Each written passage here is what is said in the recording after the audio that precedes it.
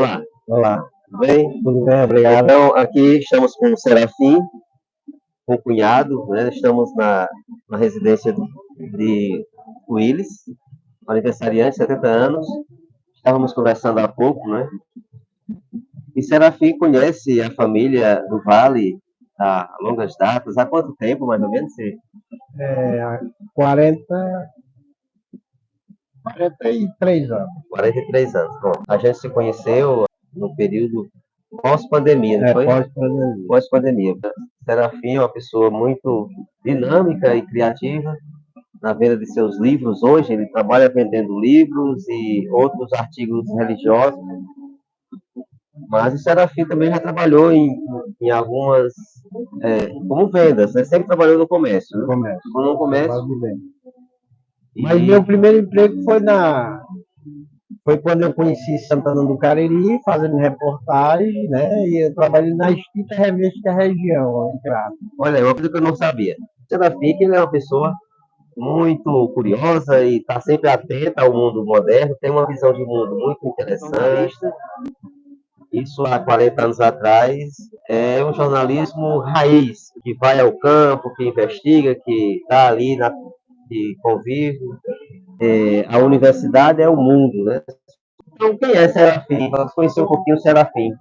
Na verdade, na minha adolescência, eu não sabia de fato advocacia. Meu sonho era ser um advogado criminalista.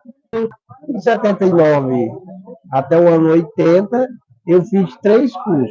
Um de pedreiro, carpinteiro de forma, porque eu me admirava muito com a profissão do meu pai, que era pedreiro. Aí fiz esse curso por curiosidade, pedreiro, carpinteiro de forma e bombeiro hidráulico. Inclusive, esse professor é daqui de Santana do Cariri.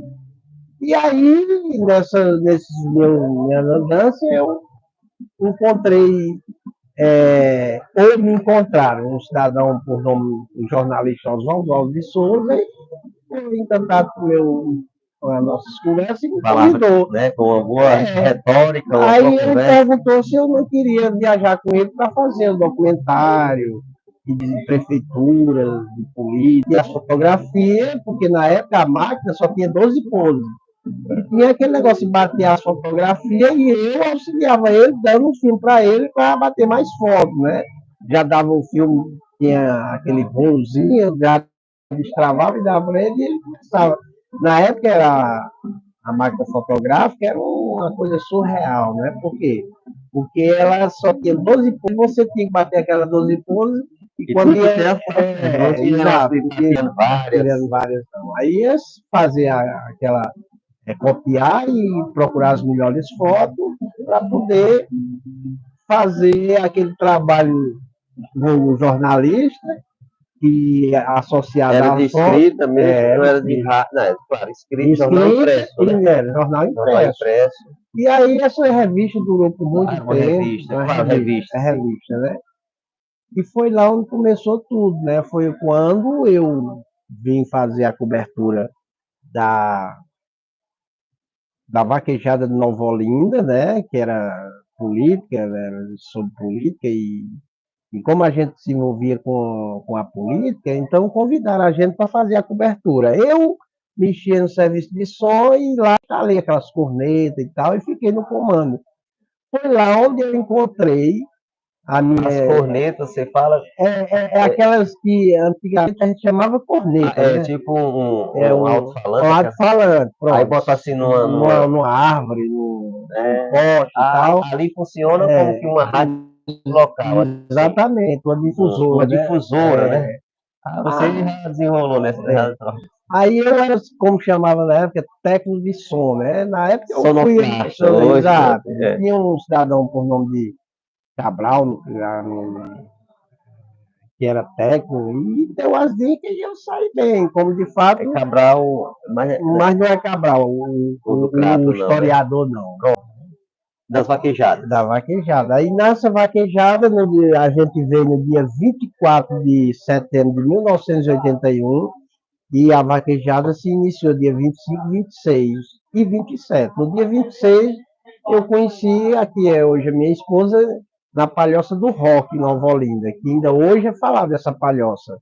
E lá a gente dançou essa música, até uma música do Luiz Gonzaga, que quando lama virou pedra e Mandacaru secou. Quando a lama virou pedra e Mandacaru secou.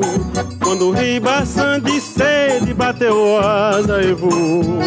Foi aí que eu vim-me embora, carregando a minha dor. Hoje eu mando um abraço pra ti, pequenina. Então, lá naquela época, a cultura da gente era o velho forró. Era a cultura raiz. O forró Ali, foi quando a gente ali. dançou umas 2 ou 3 partes e surgiu aquela química. E dali para frente a gente começou a um diálogo diferente. Não só de amizade, mas de namoro. E eu estava lá, e no dia seguinte ia haver um bingo, foi o primeiro bingo do Cariri. Nova Olinda. Eu estava em Nova Olinda, mas fui convidado para fazer a cobertura também desse bingo lá no Crato. E foi no dia 27 de setembro de 1980. Aí eu vim para o Crato, deixei a turma lá, porque a vaquejada terminando, era sexta, sábado e domingo. Terminou 4, 5 horas da tarde, vim para o Crato, fiz a cobertura lá, todo dia e tal. E aí eu fiquei, na época, ainda lembro como fosse hoje, já deixou, não existia celular na época, mas tinha um telefone fixo. E na época, quem tinha um telefone fixo, a Maria, era uma nostalgia, né? Na época, era casa, né? Era residência, né? Ter um telefone na residência na década de 70 era. No final da década de 70. No final da década de 70, né? Já era uma coisa evoluída, era uma coisa fora de você ter. E aí, na segunda-feira, eu liguei para ela e foi quando eu fui conhecer Santana do Cariri, trabalhando também na revista, que eu vim trabalhar exatamente para uma campanha política do meu sogro, que ele era o vice-prefeito. Ah, você. Então, já técnico de Não, era só parte técnica, só para montar, a mesa de som ali, aumentar o som, diminuir, aquele negócio, grave, agudo, aquele negócio. E aí, quando eu vim para Santana, a gente foi fazer aquelas propaganda política nas ruas, né? E eu já de olho nela, e a gente começou a namorar. Então foi quando eu conheci a mãe dela, a mãe da minha esposa hoje, que na casa era a segunda dama da cidade. Tomei lá um banho e tal, mas ela sem saber que eu nem namorava com a filha dela, mas me acolheu muito bem. Segunda dama era a esposa do vice-prefeito.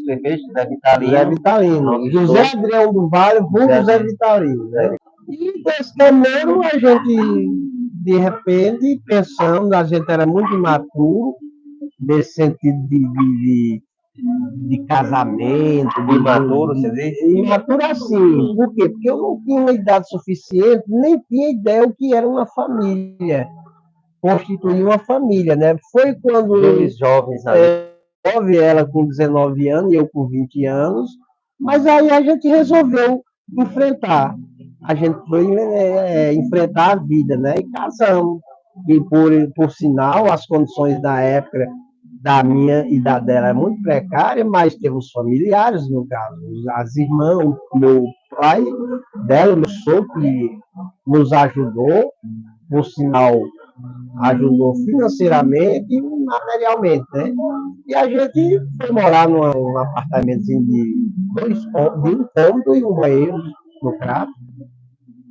E desse fruto, desse relacionamento, desse casamento, nasceu 2 filhos, que, por sinal, tenho hoje 2 netos, que é a minha fortaleza, meus netos, meus filhos. E eu só tenho a agradecer a Deus, né? Certo? Toda família, todo casal tem seus altos e baixos, né? Ninguém é perfeito, né? O nome de seus filhos? Né? O nome do meu filho, Grambel, do Vale Serafim. E desse relacionamento nasceu, como eu estou falando, Grambel, que é formado em tecnólogo de alimentos, né? E tem minha filha que é formada em administração, os 2 moram em São Paulo, tentaram algum emprego aqui no CRA, aqui em Santana do Cariri, todos os 2 trabalharam no poder público, na prefeitura, qualquer um cidadão, trabalhador, e eu orgulho muito do meu filho, dos meus filhos, né? Criei ele vendendo, depois dessa jornada de de trabalho com a revista, mas sempre fui trabalhar com, digamos, entre aspas, papel, que hoje eu trabalho com livros. Fiz um curso de pedreiro, carpinteiro de forma, só por curiosidade, por admirar aquela profissão, porque meu pai era pedreiro. Mas não seguia a profissão. E aí você não quis se aprofundar mais na questão na mídia, som, em rádios, em outros meios? Não tinha, porque eu achava, na época, que eu não tinha aquela afinidade para chegar a comandar, no caso, com voz, com aquele... chegar a pegar um microfone, a voz de FM. Até porque na época era até bem mais fácil, mas como eu sou muito leigo nesse sentido, de pegar o microfone e tal, e aí eu partia mais para a parte técnica. Como de fato passei essa temporada na revista, foi um dos meus primeiros empregos e foi onde eu segui minha carreira. Essa revista, ela funcionou, trabalhou há quanto tempo, né? Eu trabalhei 3 anos nessa revista, né? Ela começou no início da década de 70 e foi até o meados da década de 80. Tive o privilégio de entrevistar o rei do Baião, Luiz Gonzaga, cara a cara com ele, na fazenda lá de Exu, o Alves de Souza, que era o meu chefe, e o sócio dele, Arildo Costa, jornalista também, e colaborador da revista. Eles são vivos hoje? Não, nenhum dos dois são vivos. Inclusive, o jornalista Oswaldo Alves morreu aos 97 anos. Foi funcionário público federal, se afastou por motivos pessoais, mas ingressou na revista, saindo muito bem com o trabalho de jornalista, né? E tem outras pessoas que se inspiraram nele, por ser um jornalista de nome, da família Alves de Souza. Mas diga mais um pouquinho assim, você tem foto hoje com o Luiz Gonzaga? Não, tem. Foto sua? Sim. Mas tem acesso? Você teria acesso a isso? Não, porque é um negócio muito... se tornou assim, a família... não é que eles são radicais, é porque eles acham que esse material não deve vazar, porque é uma coisa muito preciosa para só em uma extrema, assim, um documentário bem direcionado a ambos, Luiz Gonzaga e o jornalista e eu, é que ele pode abrir esse arquivo e mostrar alguma foto provando que realmente tem foto. Mas, rapaz, isso é interessante a gente ver, né? E você...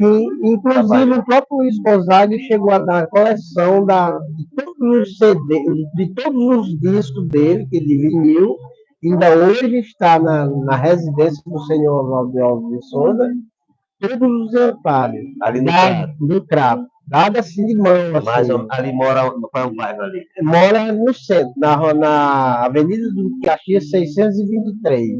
Olha aí. Mas você acha que é possível a gente chegar lá e conversar? É possível, sim. Você chega, e aí, a pessoa chega lá para um pouco essa memória, né, da sua experiência. Você chegar a conversar com as filhas deles, é uma odontóloga, Verônica Postal de Souza, ela talvez tenha mora sua esposa, Oswaldo Alves de Souza, porém ainda lúcida, né? Tem também a Joana Dark, que é a pedagoga, ex-proprietária da escolinha Tia Joana, conhecida no CRAS. E é isso. Tem um filho, mas o filho não tem acesso. Aliás, o filho, ele quase não anda, que ele é médico formado, é cardiologista, e só vem de ano em ano na época de escola de São de Graça. Eu tive o privilégio de conversar com o Luiz Gonzaga, tanto lá na residência, no escritório da Revista Religião, como lá na Fazenda Taboca de Baixo, que hoje é propriedade da família, e tive o privilégio de conversar, papear com ele na Barraca Verifique, que era a antiga Barraca Verifique, na subida da Serra do Crato, na entrada a 20 metros da entrada para Nova Olinda, da estrada que segue para Exu, a terra natal dele.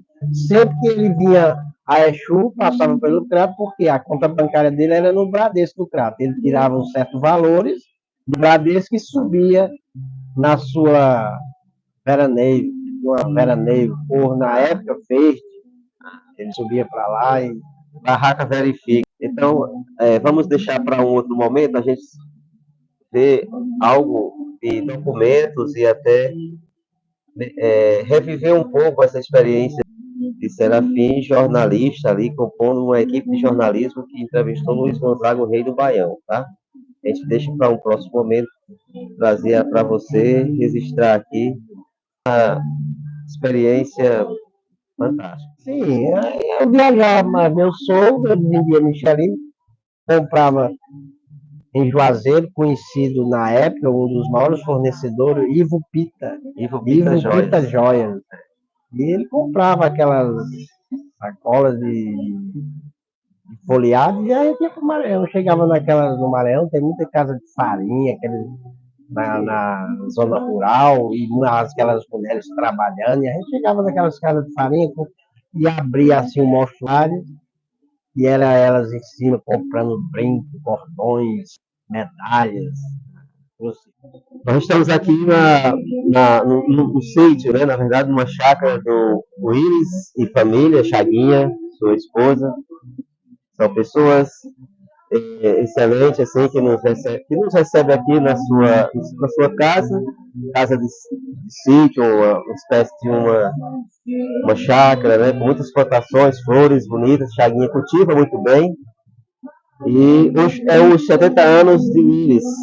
Serafim, ele conhece a família do Vale, lá em Santana do Cariri, é o berço da família do Vale. E há longas datas que Serafim conhece a família, tem convivido acerca da pessoa de Willis, mas também de seu pai, de sua mãe, de suas lembranças, memórias afetivas. Né? Porque, na verdade, eu conheci o patriarca, né, o Zé Vitalino, né? Ah, o Zé Vitalino. Numa campanha política, no qual ele era vice-prefeito, e na época, em 82, eu vim a trabalho na cidade de Santana do Cariri, trabalhar numa campanha política, ele, na verdade, apoiando, ele sendo vice-prefeito do João Rodrigo Ferreira, e João Rodrigo Ferreira querendo passar o mandato para o Cleantes Rodrigues, como vice, e cabeça de chapa do Dr. Arclébio.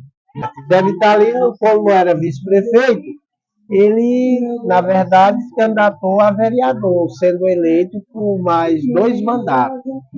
Depois que ele saiu como vereador, ou como vice-prefeito, ele se candidatou a vereador por 2 vezes, no decorrer da década de 80, e venceu nessas 2 eleições como vereador, exercendo os 2 mandatos. E depois ele abandonou a política e ficou só na presidência do sindicato patronal.